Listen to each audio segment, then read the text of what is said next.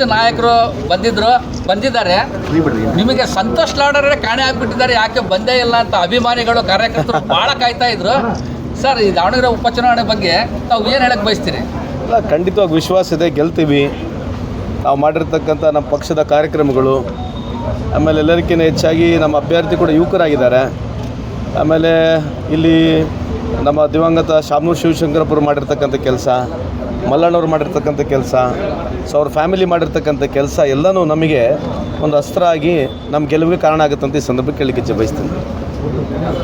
ಈ ಬಾರಿ ಈಗ ಅಲ್ಪಸಂಖ್ಯಾತರಲ್ಲಿ ಕೇಳಬೇಕು, ಈಗ ಬೈಕಾಟ್ ಈ ಬಾರಿ ನಾವು ಮತಗಳು ಹಾಕಲ್ಲ ಅಂತ ಬೈಕಾಟ್ ಅಂತ ಒಂದು ಕ್ಯಾಂಪ್ ನಡೀತಾ ಇತ್ತು ಸರ್. ಈಗ ಮತದಾನ ಎಲ್ಲರೂ ಹಾಕುವುದು ಸರ್.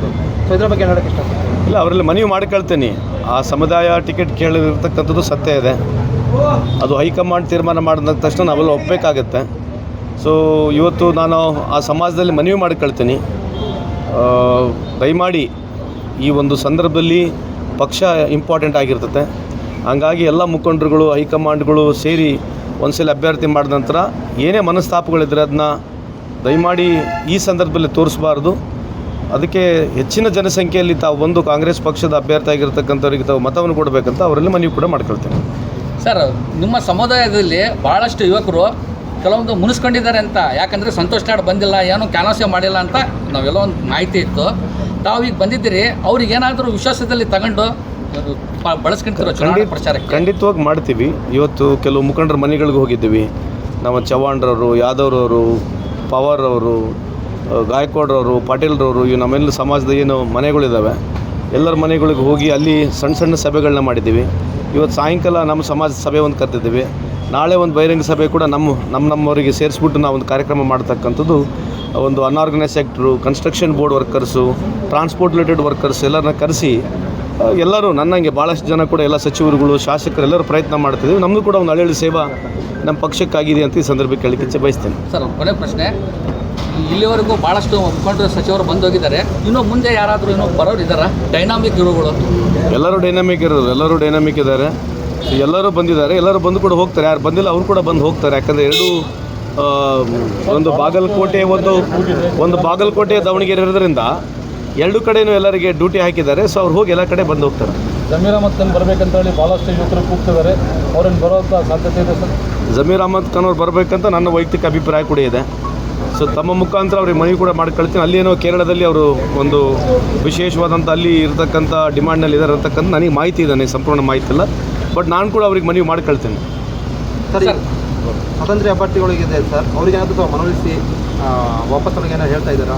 ಇಲ್ಲಿ ಸ್ಥಳೀಯರು ಪ್ರಯತ್ನ ಮಾಡಿರ್ತಕ್ಕಂಥದ್ದಿದೆ. ನನಗೆ ವೈಯಕ್ತಿಕವಾಗಿ ಅವ್ರ ಸಂಪರ್ಕ ಇಲ್ಲ, ಸೊ ನನಗೆ ಗೊತ್ತಿಲ್ಲ ಅದ್ರ ಬಗ್ಗೆ. ಆ ಥರ ಏನಾದರೂ ನೀವು ಪ್ರಯತ್ನ ಮಾಡ್ತೀರಿ ಸರ್ ಇವತ್ತು? ಅಲ್ಲ, ನನಗೆ ಸಂಪರ್ಕ ಇಲ್ಲ, ಯಾರು ಪರಿಚಯ ಇಲ್ಲ. ಯಾಕಂದರೆ ಅದಕ್ಕೆ ಒಬ್ಬೊಬ್ಬರಿಗೆ ಪರಿಚಯ ಬೇಕಾಗುತ್ತೆ. ಆಲ್ರೆಡಿ ಭಾಳಷ್ಟು ಪ್ರಮುಖರು ಪ್ರಯತ್ನ ಮಾಡಿರ್ತಾರೆ. ಅಭಿಮಾನಿ ಬಳಗನೇ ಭಾಳ ದೊಡ್ಡದಿದೆ. ಆದರೂ ನನಗೆ ವೈಯಕ್ತಿಕ ಅಭಿಪ್ರಾಯ ನನಗೆ ಪರಿಚಯ ಇಲ್ಲ, ಬಟ್ ಪ್ರಯತ್ನ ಮಾಡ್ತೀವಿ. ತಾವು ಹೇಳಿದ್ಕೆ ಒಂದು ಸಜೆಷನ್ ಏನು ಹೇಳಬೇಕು? ಅಲ್ಲ, ಅದೇ ಹೇಳ್ತಿರೋದು. ಈ ದೇಶದಲ್ಲಿ 12 ವರ್ಷದಿಂದ ಟಿ ವಿ ಮುಖಾಂತರ ನಾವು ಪ್ರಚಾರ ಗಿಡಿಸಿರ್ತಕ್ಕಂಥ BJP ಸರ್ಕಾರ ಇವತ್ತಾದರೂ ಕೂಡ ಯಾವುದೂ ಚುನಾವಣೆಯಲ್ಲಿ ಬಂದರೂ ಕೂಡ ಅವರು ಯಾವುದೂ ಮತವನ್ನು ಕೇಳ್ತಕ್ಕಂಥ ಸಂದರ್ಭದಲ್ಲಿ ಮತ ಯಾವ ಬೇಸಿಸ್ ಮೇಲೆ ಅವರು ಕೇಳ್ತಿರತಕ್ಕಂಥದ್ದು ಭಾಳ ಇಂಪಾರ್ಟೆಂಟ್ ಇದೆ. ಅವ್ರು ಯಾವತ್ತೂ ನಾವಿಂಥ ಕೆಲಸ ಮಾಡಿದ್ದೇವೆ, ನಮ್ಮ ಪಕ್ಷ ಈ ರೀತಿ ಕೆಲಸ ಮಾಡಿದೆ, ಕೇಂದ್ರದಲ್ಲಿರ್ತಕ್ಕಂಥ ಮೋದಿ ಸಾಹೇಬ್ರ ಸರ್ಕಾರ ಈ ರೀತಿ ಕೆಲಸ ಮಾಡಿದೆ ಅಂತ ಓಟ್ ಕೇಳಕ್ಕೆ ಹೋಗೋದಿಲ್ಲ. ಒಂದು ಸುಳ್ಳು ಮಾಹಿತಿ ಕೊಡ್ತಾರೆ. ಅದರಲ್ಲಿ ಅವ್ರಿಗಿರ್ತಕ್ಕಂಥ ಸುಮಾರು ಒಂದು 20,000 ಎಂಪ್ಲಾಯ್ಸ್ ಇದ್ದಾರೆ. ವಾಟ್ಸಪ್ನಲ್ಲಿ, ಫೇಸ್ಬುಕ್ನಲ್ಲಿ, ಇನ್ಸ್ಟಾಗ್ರಾಮ್ನಲ್ಲಿ ಅವರು ಸುಳ್ಳು ಅಭಿಪ್ರಾಯಗಳನ್ನ ಮುಂಡಿಸ್ತಾರೆ. ಅದರ ಜೊತೆಗೆ ಇವತ್ತೇನು ಮಾಧ್ಯಮಗಳಿದ್ದಾವೆ, ಭಾಳಷ್ಟು ಮಾಧ್ಯಮಗಳು ಅದಾನಿ ಅವ್ರ ಅಂಬಾನಿ ಕೈಲಿದೆ.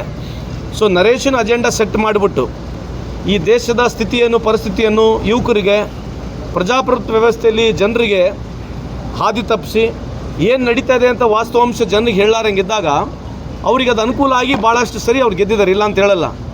ಆದರೆ ಇವತ್ತಿಲ್ಲದ ನಾಳೆ ಜನಕ್ಕೆ ಇದ್ರ ಬಗ್ಗೆ ಅನುಕೂಲ ಇದರದೊಂದು ಏನು ಅಭಿಪ್ರಾಯ ಇದೆ ಮೋದಿಯವ್ರ ಪರವಾಗಿ, ಅದು ದಿನ ದಿನ ಕಮ್ಮಿ ಆಗ್ತಕ್ಕಂಥ ಕಾಣ್ತಾ ಇದೆ.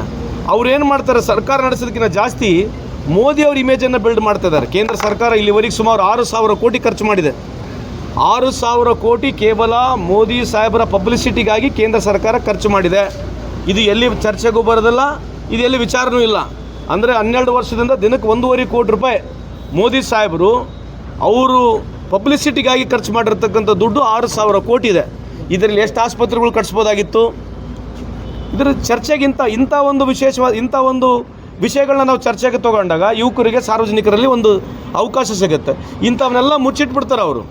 ಮುಚ್ಚಿಟ್ಬಿಟ್ಟು ವೀರ ಸೂರ ಮೋದಿಗೆ ಫೋನ್ ಮಾಡಿ, ಟ್ರಂಪಿಗೆ ಫೋನ್ ಮಾಡಿದ್ರು, ಈಗ ನಿತಿನ್ ಆಯೋಗ್ ಫೋನ್ ಮಾಡಿದ್ರು, ಇರಾನ್ ವಾರ್ ನಿಂದಿರಿಸಿದ್ರು, ಯುಕ್ರೇನ್ ವಾರ್ ನಿಂದಿರಿಸಿದ್ರು, ಥರ್ಡ್ ವಾರ್ಡ್ಗೆ ಇವರೇ ಒಂದು ಡಿಸಿಷನ್ ಕೊಡ್ತಾರೆ ಅಂತ ಹೇಳ್ತಕ್ಕಂಥ ಈ ರೀತಿ ಸುಳ್ಳು ಏನೋ ಪ್ರಚಾರಗಳನ್ನ ಕೊಟ್ಟು ಇವತ್ತು ದೇಶ ಯಾವ ಸ್ಥಿತಿ ಇದೆ ಅಂತ ತಾವು ಯೋಚನೆ ಮಾಡ್ಕೊಂಡು ನೋಡಿ.